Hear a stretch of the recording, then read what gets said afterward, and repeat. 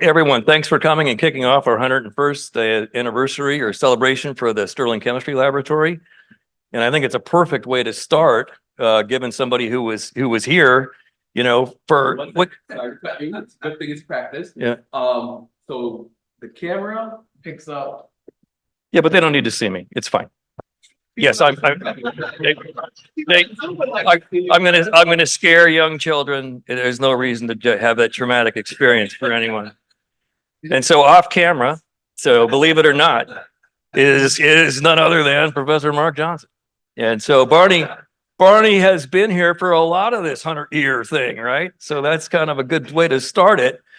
And so he's going to give us the Sessler Lecture today, and appropriately talk about the role that Yale has played over a half a century in contributing to the flow of science and the marriage of physical organic chemistry and chemical physics. And so before we get started, I wanted to go back and remind us about this Sessler thing, right? So how do we get a lecture?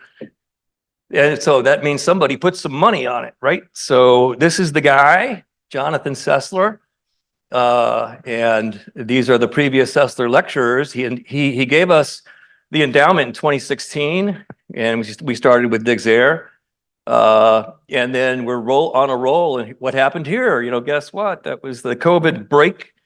And so now we're back in action for the first time in several years. So I'm really glad to get this thing going again. And so why would Johnson-Sessler is a West Coast guy, grew up in Berkeley. What's with the Yale connection? And so that's a serious question. And so I grew up at Berkeley, did undergraduate stuff with Alex Pines and graduated in 1977. First clue is we were in the same class at Berkeley in that year. And so off we both went to Stanford. And he got a PhD in 1992 with Jim Coleman and John Brauman.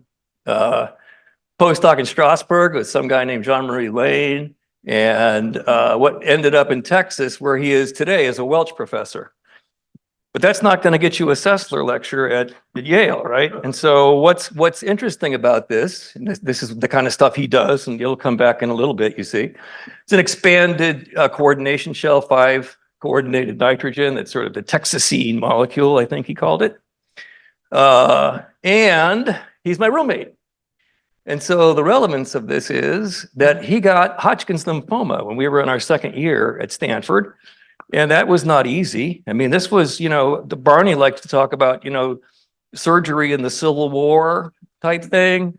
And he made it through. So Jonathan is still very much with us. He's in China right now.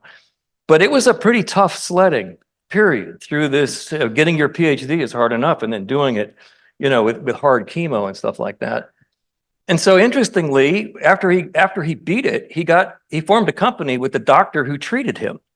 So Miller and he decided that anybody could do better than this medieval torture that they were undergoing. And so they developed anti-cancer drugs. And so they formed a company, Pharmacyclics, which went public in 1995 and is on NASDAQ and so on. And so all of a sudden, Professor Sessler has, some spare change. And so unlike the person who actually made all the money on this transaction, he actually spread it around. And so just want to thank Jonathan for his generosity. And so he looked up lots of people who were around in the formative years and has sprinkled these around the country. Berkeley has one, Stanford has one, and so do we. So thanks, Jonathan. His new company that if you want to make an investment, Onyx Techs is where he's at right now. 750 patents, I have a patent, okay. Okay, so he's an elected member of the American Academy and the National Academy, and so, he's very accomplished. Okay, our lecturer today is Barney. So Barney comes out of West Virginia, somehow winds up at Trinity College up in Hartford. So I debriefed him this morning, and it's not an interesting story, so I'm not going to share it with you. So he winds up at Yale in the Department of Pharmacology after doing a biology major in Trinity College. Wants to figure out, how drugs work and so on. And then after 2 years in pharmacology, he switches to physical organic chemistry, where he took a PhD with Ken Weiberg, who I think is on the call. in 1974. And what, all you guys, your graduate students out there got the Wolfgang Prize that year when he graduated for best thesis. Okay.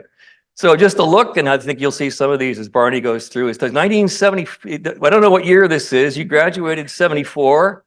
This guy's Paul Engelking, that I was influential in my career, Kevin Peters, and there's young Barney. The bow tie is the only thing this is the continuity thing as we go through time here, right?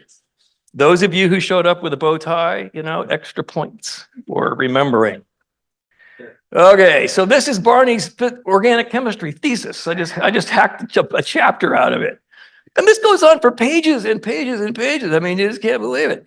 So, word processing has come a long way, as we can see, but he wrote it all out. And in fact, both experimentally built and analyzed vacuum ultraviolet spectra for a number of organic compounds of olefins. Okay, so he switched. So what did he do after he got his PhD? Well, we see that he switched when he got to Yale from one discipline to another. When he got his postdoc, he went first with Bill Reinhardt out to Boulder, but then switched to Karl Leinberger's group. So I'm putting this up for you, John. This is not the least switched path in which you go through your trajectory.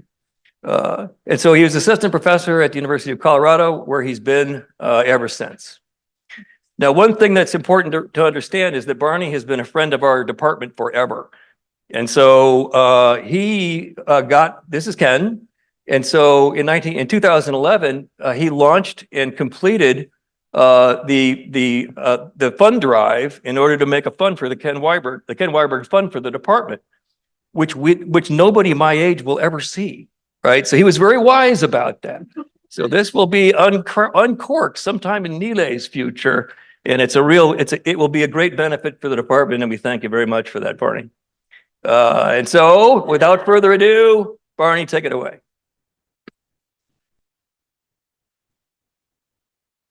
Okay, here. So thanks for inviting me back. I'm gonna tell you a story about how I got to be part of a community which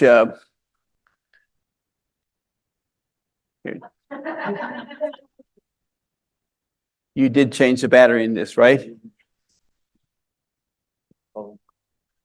Here. 5 minutes. Oh, there. No. Tap it and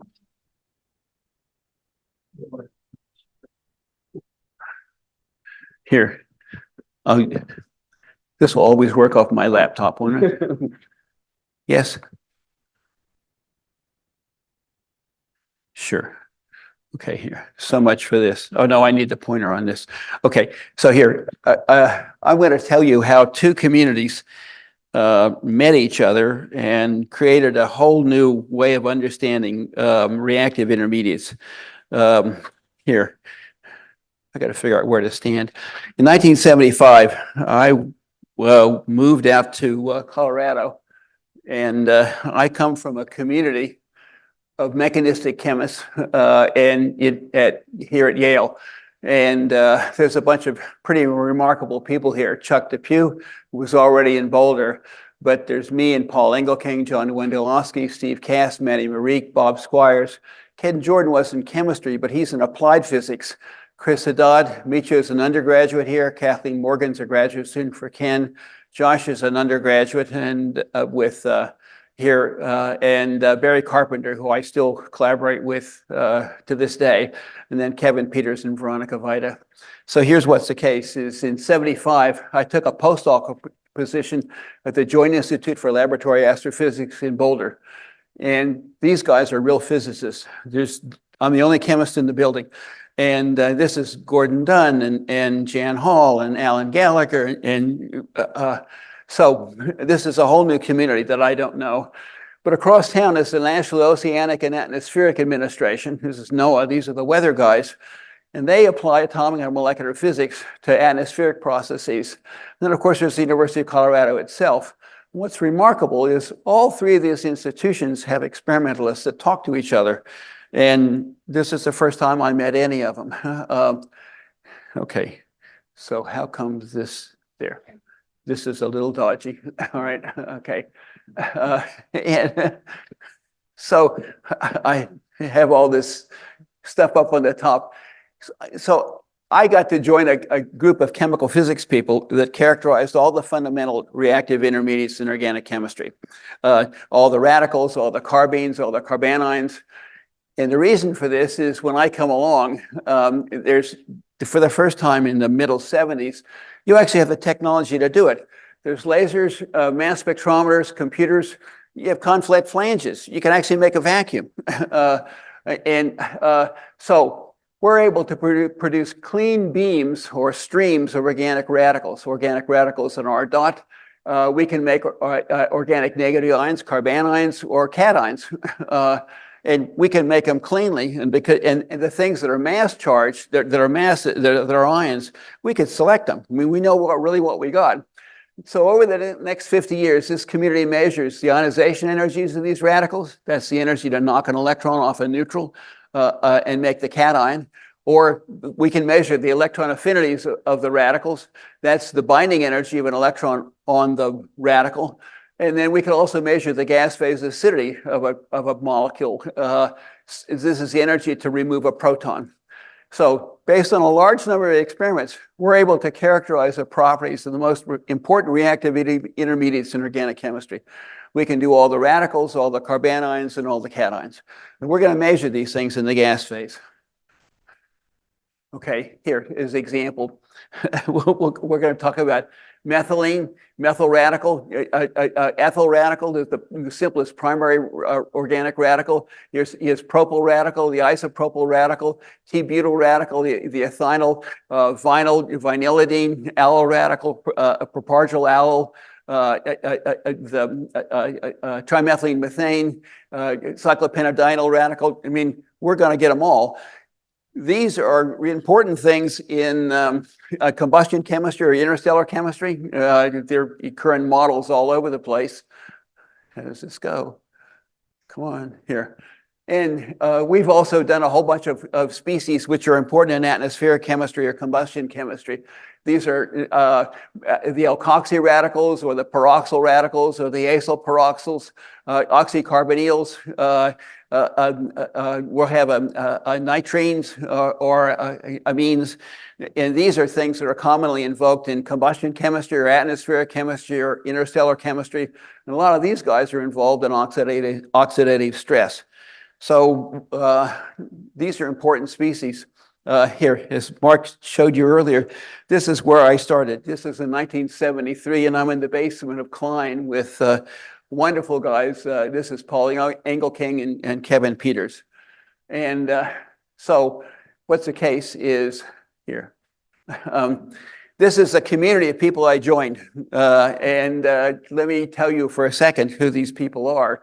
When I went out to Colorado, that's Steve Leone, who's one of the greatest experimental physical chemists of our generation. That's Zdeněk Herman from the Charles University in the Czech Republic. Zdeněk is the first guy to ever make a crossed ion beam machine and with his own hands. And that's Ronnie Bierbaum, who's trained as a mass spectroscopist by Fred Kaufman at Pittsburgh, and she later becomes one of the best mass spectroscopists of her generation. She's a former president of the American Society for Mass Spectrometry. That's me. I'm the gopher in this. This is Carl Leinberger. Carl's a remarkable guy because he's trained as an electrical engineer. His PhD is in atomic physics, and his thesis is to study the drift velocity of cations like rubidium cation or sodium cation and helium or argon. And then he's going to become a chemist. That's Chuck Depew, who's one of the best aero pushers I ever met in my life, and who was already in Boulder. He comes from a famous group of people that work for Bill During. His classmate is Ken Weiberg, Andy Streitweiser, Al Wolf, Jerry Burson. I mean, if you have a group like this, everything's going to work. And this is Eldon Ferguson from Tulsa, Oklahoma. He's the inventor he's the creator of the Aeronomy Lab and the developer of the flowing afterglow. So these are people who are friends of mine forever, and we've collaborated over the years to work out a lot of these, the properties of these molecules. So what's the case is, this is a negative ion photoelectron spectrometer. It was originally built in Gila, and this is the first instrument that we're going to use. And the goal here is to take an ion beam. This is hydroxide ion. It was one of the first ones they'd study. And here. So why is Gila studying this in the 60s? NOAA and people in Gila were funded by an agency called DNA. And who's DNA? This is the Defense Nuclear Agency. What are they studying? They want to know if you set off a nuclear bomb in the atmosphere, remember the radio wave bounce off the ionosphere. So if you all of a sudden create a whopping amount of ions in there, all hell is going to break loose. So they'd like to know, would an electron bind to a hydroxyl radical? Would it bind to O atom or any of these properties? So here's the way this is going to work. You want it to have, you're going to make a beam of OH radical. This is M over Z17, so you know exactly what you got. You're going to cross it with a laser, and you're going to measure the kinetic energy of the electron that goes off. So the ion beam comes in here.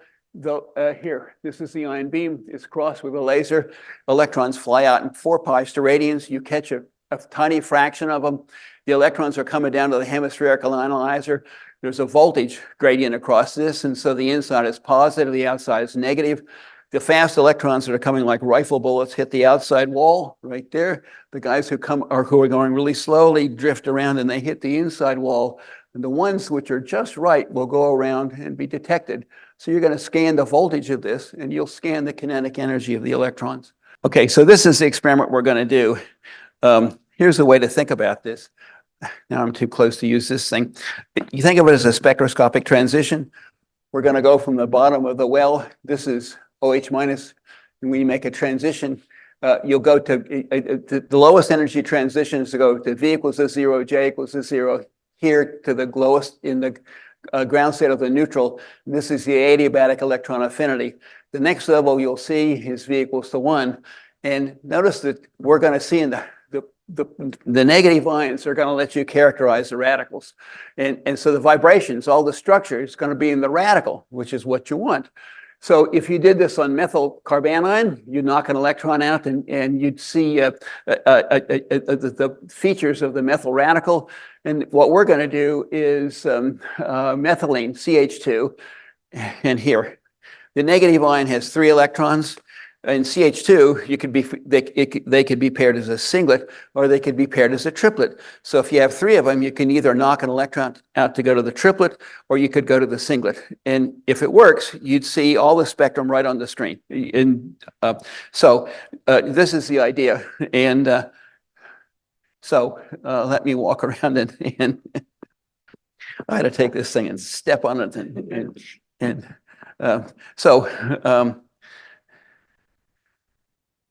That's the wrong computer.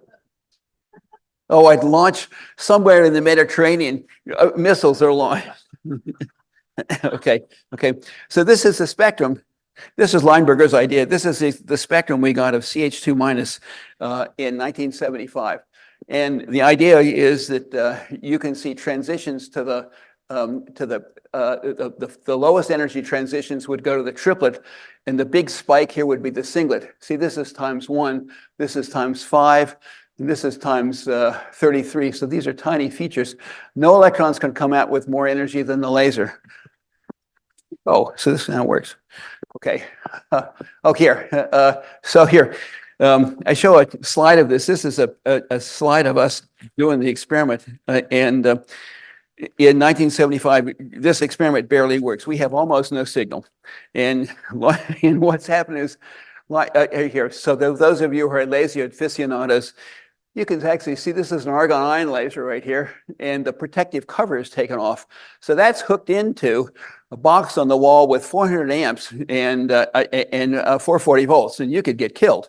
But I remember Carl's an electrical engineer, and he's literally tuning the etalon. He's trying to get every photon he can. And so notice that he's seriously focused on this. He's trying to get more photons. Okay, here, I'm trying to get more ions. And this is a picture of me and Paul Zittel And here's the experiment we're gonna do. I want to get as many CH2 minus ions as I can. And so a good source of this would be this compound called diazomethane, which has CH2 and 2 nitrogens. Remember, N2 is very stable. You're all breathing it right now. It's 80% of the atmosphere. So if you have a molecule and you just touch it and and nitrogen goes out, this is going to be extremely exothermic. And you can see that this is a metal enshrouded Dewar, and this is not just busted, it's shredded. See the explosion.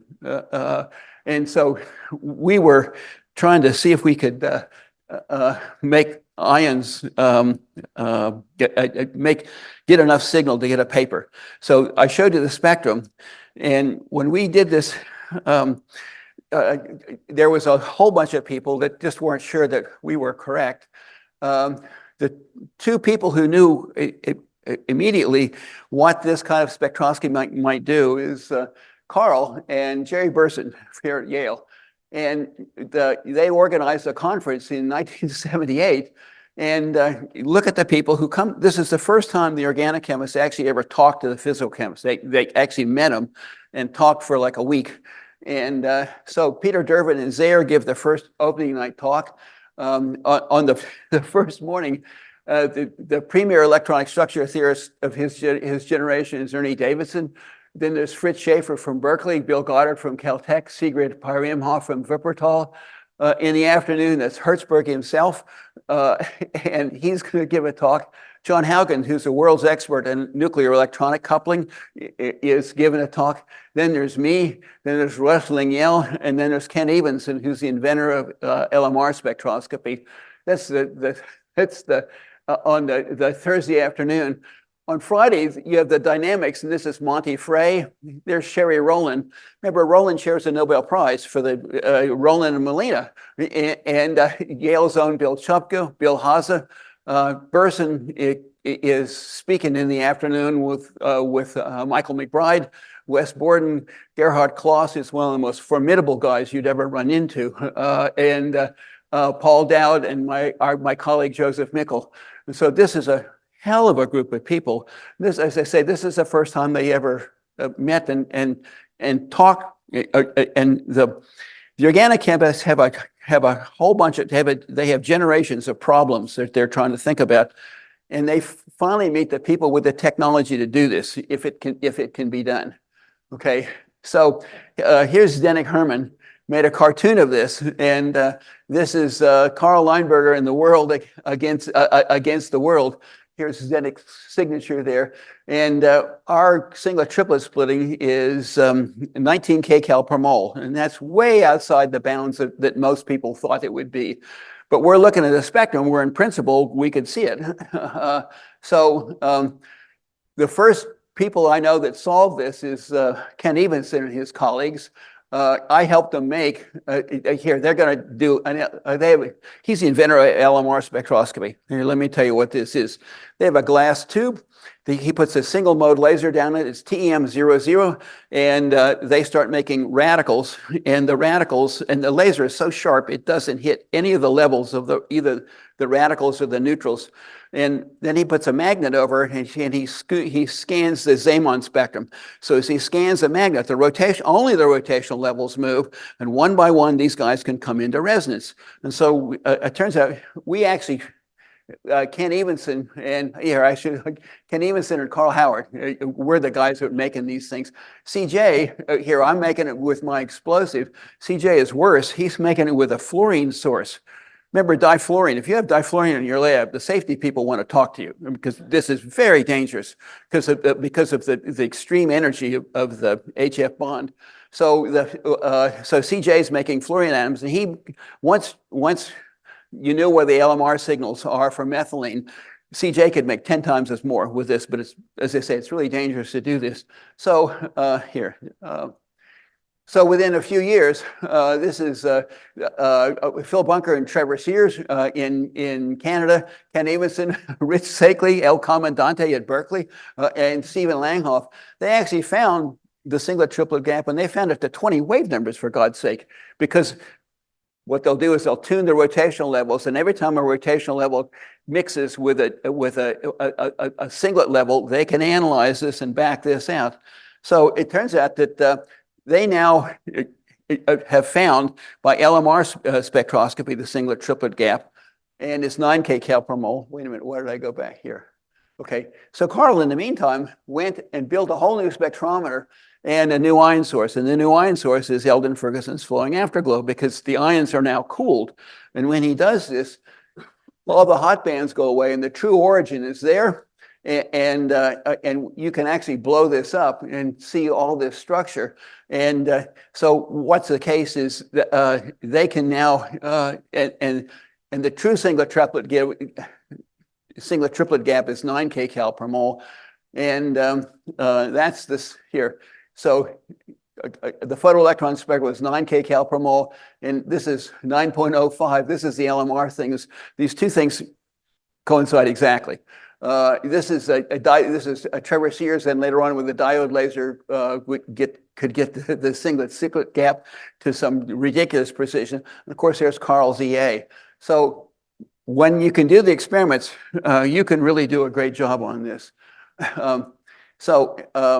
Okay, so let me switch to the other thing which is going on in Boulder, and that is making ions. And so supposing you're an organic chemist and you want to study the ion molecule reaction, say you want to study an SN2 kinetics. So you'd like to study in the gas phase, OH minus onto methyl chloride, making methanol, or onto the bromide, and you'd like to know the relative rates and the properties of these things. So you actually have to do this, and this is the original flowing afterglow that Eldon and Fred Feysenfeld and Art Schmelzikoff made in the 60s and 70s. So they're going to run a discharge, and they'll have neutrals. And so here, if you run a discharge, you'd make OH minus, and then you would add in here or here the substrates, and you'd monitor everything with a quadrupole mass spec. So you know a reaction is occurring when OH minus goes away and bromide comes up or chloride comes up. And they actually got this to work. And this is a very powerful instrument. It's also called a flowing afterglow because it's made of glass. And there's fantastic colors that come from this when you do this. Ronnie Bierbaum and Chuck DePew decided to actually make one of these to study organic ion molecule reactions. And this is in 1975. This is Chuck in 1975, and my colleague, Veronica Bierbaum.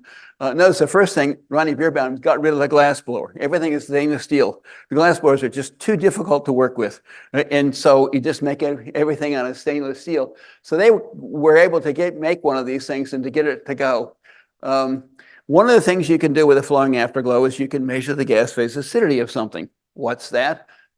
Supposing you have benzene, okay? What the gas phase acidity is the energy to pull a proton off. So you have to measure that somehow. So what Chuck and Ronnie would do is you take amide ion, add it to benzene, and you see the amide ion go away and the phenide ion come up. And then you do the reverse. You'd make phenide ion in the ion source, add ammonia, and you measure the reverse reaction. So if you measure K1 and K minus 1, you got you have the RT, L, and K. And if you have the equilibrium constants, you have the free energy, and the free energy gives you the enthalpy. And the enthalpy is the difference in the acidity of benzene, which is that's what you want to know, minus that of ammonia. But that's known. Lineberger and what's his name in Bristol, who does Rydberg tagging, got this. Here, my brain's going. So you measure that, and this is known, so you can get the gas phase acidity of benzene is that, and they could get this to 0.5 kcal per mole, and that's the energy to pull a proton off. Why? And so here's a review article that Chuck wrote, and here are a bunch of numbers. And here you have to see how to read this. Everybody knows that methane is not an acid. Okay, it's a very bad acid. And if you want a proton, you got to pay me 414 kcal per mole. But everybody knows that hydrochloric acid or acetic acid, yes, you really know acetic acid is a strong acid, Micho. You're an expert. Oh, it's formic acid. Sorry. Okay. I should have put that in. All right. Okay. So here, so this is 313. So there's a difference of about 100 kcal per mole in the acidities. So when you look at this, this is the weakest, this is the strongest acid. That's the weakest acid. So if you look up here, here's acetylene. Acetylene is a stronger acid than methanol. And so all these acids that you, acid-base chemistry that you teach in sophomore organic chemistry, you can now quantify this with no solvents. And the fact is, it's interesting to look at look at this table of acidities and think about the different trends.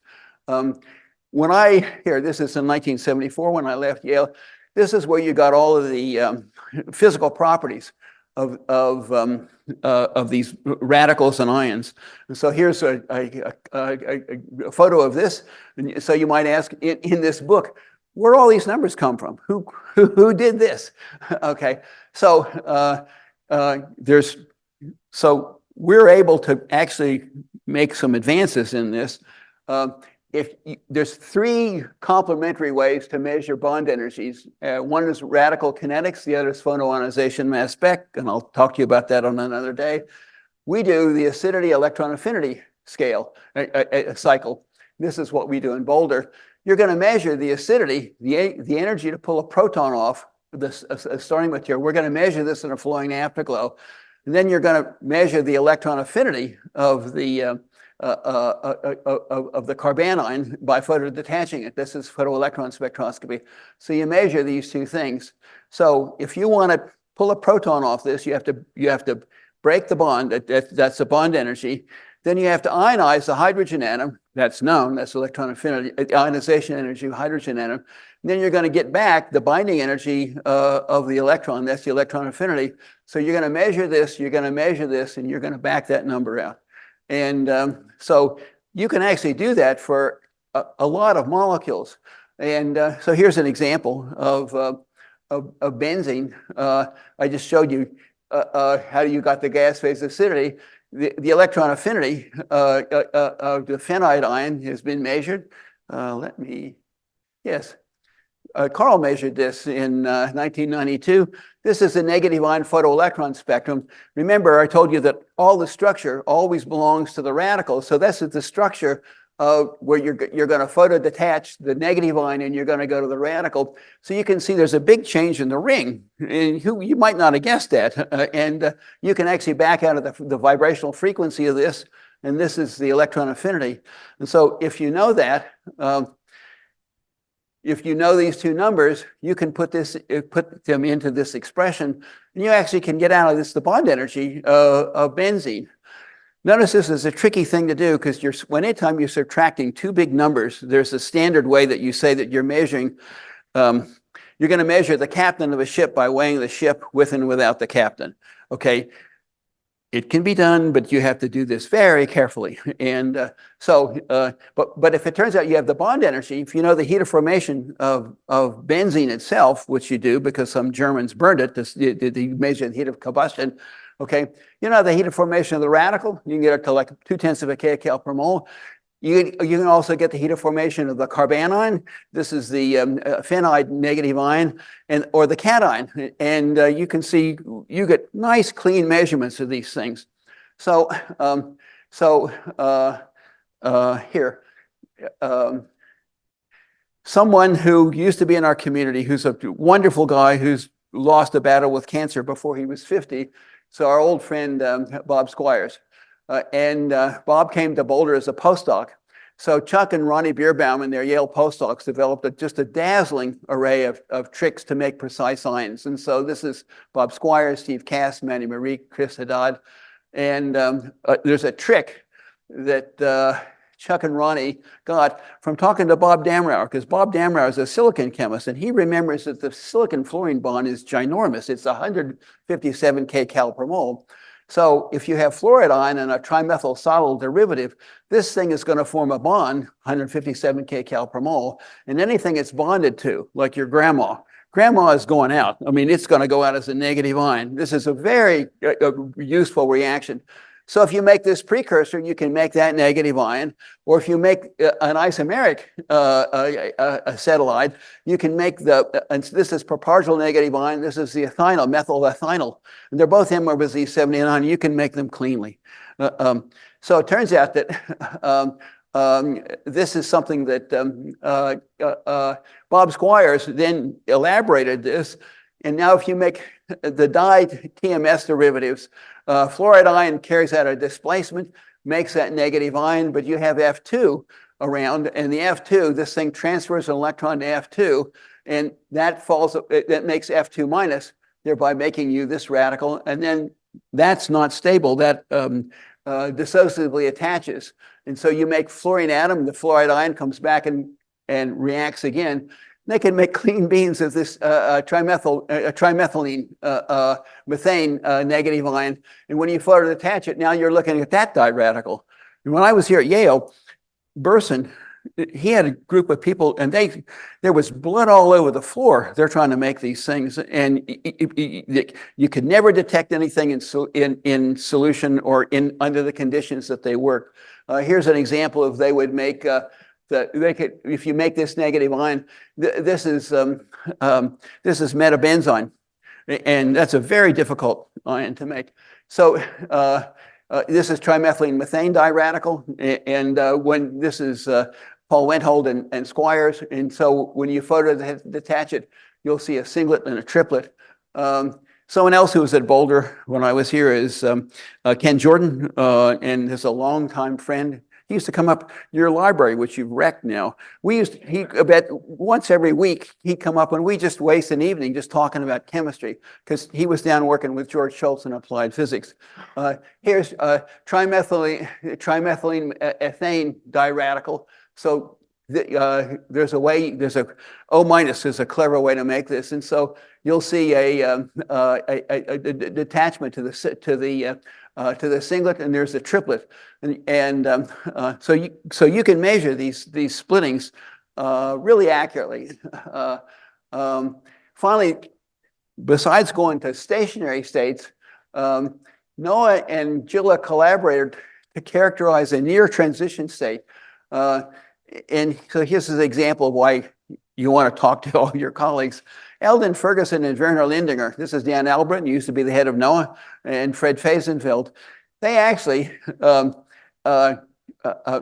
made a flowing afterglow, and they made beams of vinylidene negative ion. And you know what? This is M over Z26. And the Lord God only made one ion like that. It's not going to be acetylide minus. And so Carl knew that they could make this. So if you now then, several years later, this is what, I guess over 10 years later, you now make vinylidene minus, and now when you photodetach it, you're going to go to something that's almost a transition state. And you're taking a spectrum of this thing. Remember, the structure all belongs to the neutral thing that's up there. So this is a wonderful idea. About 20 years ago, we had wrote a little review article, and this is some of the numbers that you can get. This looks just mind-numbing. Look at here. Here's the first bond energy of methane. It's 105 kcal per mole. You'd assume here methane has 4 bonds, they're all equivalent, so if one's 105, they all ought to be 105. No, what happens is the second one's, the bond energy goes up to 110, then it goes down to 101. The last one over here to go CH and make carbon atoms, only 81 kcal per mole. These numbers move all over the place, and so this is a very interesting thing to contemplate. Here. The availability of a okay. So as the years go by, we're going to work out the exact thermochemical properties of a whole bunch of whole classes of these reactive intermediates. And now you can start looking at them. And so there's a wonderful idea that Martin Head Gordon, Kevin Wilson, and my colleague Hope Michelson have about how soot and smoke form. Here, remember, and Tom Cruise is in this jet, and when he takes off, when this thing is off the runway, there's this huge plume of smoke and stuff comes out. How does that form? They have a very general idea. It's all radical reactions in this hot flame. So you can take methyl radical, his propargyl radical, allo radical, cyclopentadienyl radical, benzyl radical. These are all resonance stabilized radicals. See, the dot is delocalized over all these molecules. And they're unusually stable, and in a flame, they persist. So as I say, we can measure all of these things, and you can actually start working out chemistry that would make these soot and smoke flames. Here, this is a group of people I talk with now. These are mechanical engineers. This is Yuta Jandor, who's a very accomplished modeler out at Sandia. And here, this is, you can see what this is last year. She's going to try to understand how benzyl radical, which is this species, decomposes at 1500 Kelvin. I mean, this is in a flame. All right. So the first thing you also have to understand, benzyl radicals is phenyl here. That's this phenyl CH2 dot, and that's very common in organic chemistry. If you take a program, a graph program, and tell the program, give me all the isomers of C7H7, it'll find 1,000 of them. So he goes, wait a minute. So in a flame, how do you know what you got? And so here, this is benzyl radical, and she's going to try to do have an automated electronic structure program that's going to calculate the whole surface. Okay, geez, do you believe this? I mean, you got this right or not? And as they say, she's really good. Here, this is another thing. I'm an experimentalist. I can't calculate anything. But when you talk with the people who do this, these combustion models typically have like several hundred reactive intermediates, like 280 kcal, 280 reactive intermediates. If you ever ask these guys, how many of these reactive intermediates in a flame have you boys ever seen? 4. Because it's hard to do.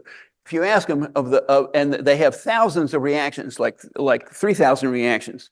So the reactions, how many of these reactions do you know anything? An A factor, an activation energy, a branching ratio, anything. So maybe 40. So this is grotesquely underdetermined.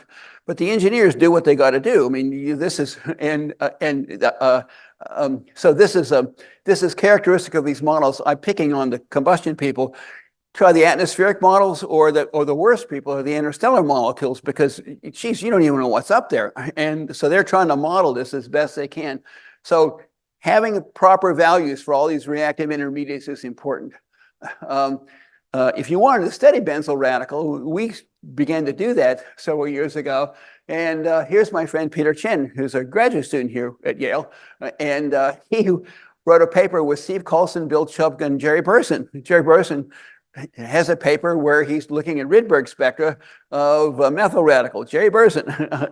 But Peter has a source that would do this, and so we decided to turn this thing on its head. Instead of using it as a way to make a spectrometer, we would look at this as a device to have to see how molecules decompose. So here's the device that we built. This is Peter Chen's source of radicals. Okay, so you're going to make benzyl radical. You take benzyl bromide, and we're going to heat this to about 1,200 Kelvin. So the molecules go down this tiny little pipe, and this is very hot. The molecules thermally crack apart, and you get a beam. The beam comes out that emerges. You can see what's there by photoionization mass spec. You take a burst of laser light and then see the ions in time of flight. Or alternatively, what you can do is you can collect all the radicals on a cesium iodide window and take an infrared spectrum. This is a nice experiment because both of these techniques, photoionization mass spec and matrix IR, are universal. Any atom or molecule, I can always knock an electron off. There are no exceptions. Any polyatomic molecule always has an infrared spectrum. There are no exceptions. And this is very sensitive. We can see just a few ions. Here I have to show you. This is Peter Chen's little source. You see how cute it is? This is a 1 millimeter by 3 millimeters of silicon carbide. That's this little thing. This is a piece of linguine. Can you see how small this is? It's next to a quarter, so it's just tiny. And my students are going to put 10 amps through this, and so this is going to get so hot you can't look at it. So it's a very convenient way to make radicals. I started showing you a slide when I was here at Yale, and we had this spectrometer, which Pat Vaquero was trying to give to me. We had this thing. Here I am at Berkeley on my 70th birthday. This is in 2013, and we're at Berkeley. This is the advanced light source. This is a $100 million facility. So we have these little bullshit tags on that lets us get into the security. And my colleague, John Stanton, comes out to make certain we're doing good work. This is my student with John Daly, Kimberly Arness. She's a mechanical engineer. So I have engineers that I also try to work with. As I get to the end here, I also need to say that as we're steadily working out the properties of these reactive intermediates, theoretical chemistry is just rapidly evolving. Since I left Yale in 1974, electronic structure calculations have become extremely powerful. The development of new computing resources, just staggeringly powerful computers, but equally as important, new algorithms and software packages means that if the experimentalists give the theorists a reliable pool of experimental facts for these radicals and ions, these guys can really start to make certain that their calculations work. Here's a longtime friend of mine, George Peterson. He was a Gibbs Fellow upstairs, and he had an office next to me. George went to Wesleyan University, and he had no students or postdocs. He worked all this out himself. George developed the CBS complete basis sets QB3 method to do electronic structure calculations. This is good to about a kcal per mole. But I go to engineering meetings, and I'll see like 3,000 engineers using George's method right now, or atmospheric guys, and they're going to say, well, this is what the truth is, because they're going to calculate it with George's method. So this is a very powerful collaboration. Here's the future. People in my generation are fading away. These experiments are hard to do. So the future is going to be Branko Rusick and John Stanton have developed something that's called the active thermochemical tables. And here, they're going to create a thermochemical network. I told you that sometimes there's several ways that you can measure the bond energy. So what you do is you put all these cycles and you solve them self-consistently. And when you do this, you can also use modern theoretical chemistry to refine the experiments or just to calculate these properties ab initio. And John and Branko are going to get these things to about a kilojoule per mole or less. Remember, kilojoule per mole is a quarter of a kcal per mole. When Ronnie Bierbaum and Carl and I would measure these bond energies, the best we could do was half a kcal per mole. And they're claiming they're going to get because they're doing this in cycles, they're going to get this to much better than what we can measure. Branko has done maybe 3,000 compounds. That sounds like a lot. Remember, Chem Abstract has 204 million species they've listed, and they're adding about 15,000 a year.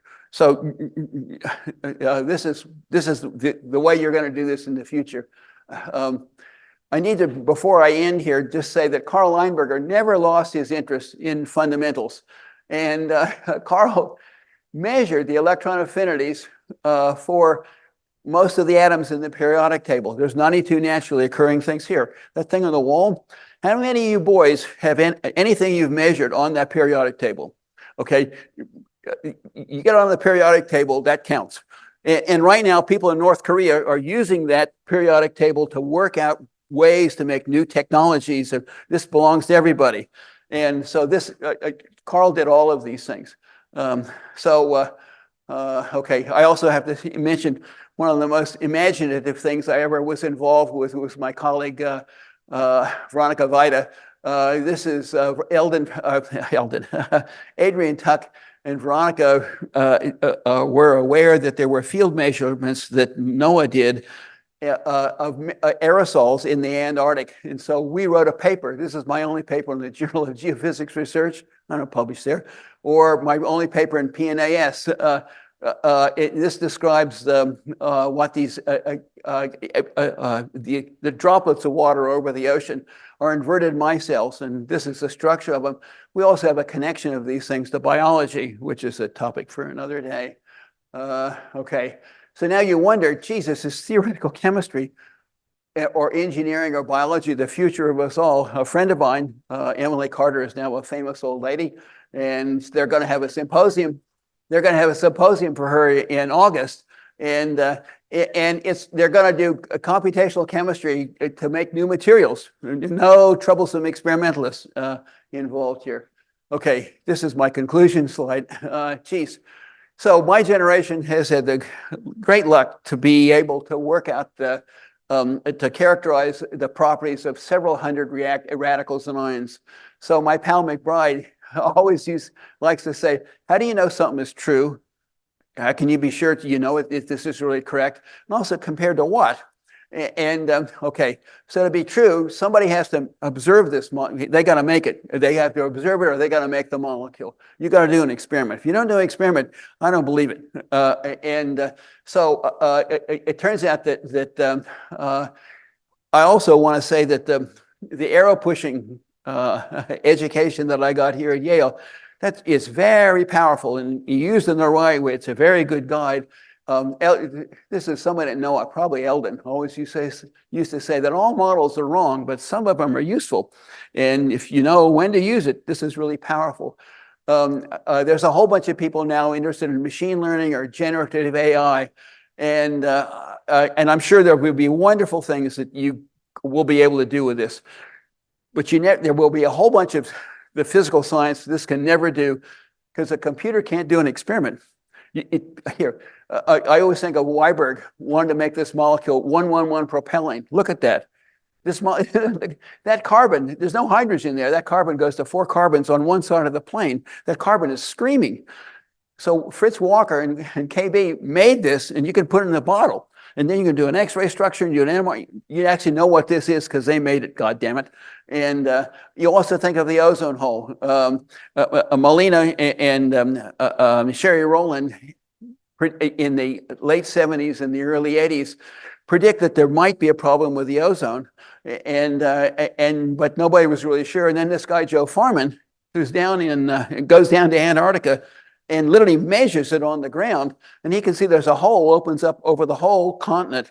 And nobody believed him because at this time, NASA has satellites which are programmed to monitor the ozone. And that they're programmed, if the ozone is not a correct value, they'll just ignore it. So the satellites don't see this, but Joe Farman on the ground does. And when they recalibrate these satellites, all of a sudden they can see that this is something that was totally missed.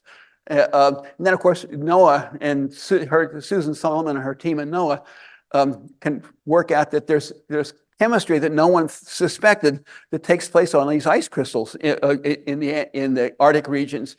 So, and then there's one of the greatest things that I got to watch is has to do with the central dogma of biology. This is Sid Altman here at Yale and my colleague Tom Check. The whole idea in biology is the information is all encoded in DNA. And it's very stable. And the DNA copies itself to the messenger RNA. The RNA goes out to the cell, and it programs the formation, the synthesis of proteins, and the proteins do all the work. But the idea is the information flows one way. And they discovered that the RNA edits the message. And so if you're trying to have a generative AI or something like this, there's a whole bunch of stuff you're going to miss, and people better do experiments. So I'm going to quit. I want to thank, first of all, this department for making me an arrow pusher, and also Weiberg for letting me be alone. So I'm an old guy now, and so I don't know where I'm going, so let me thank you. Bye-bye.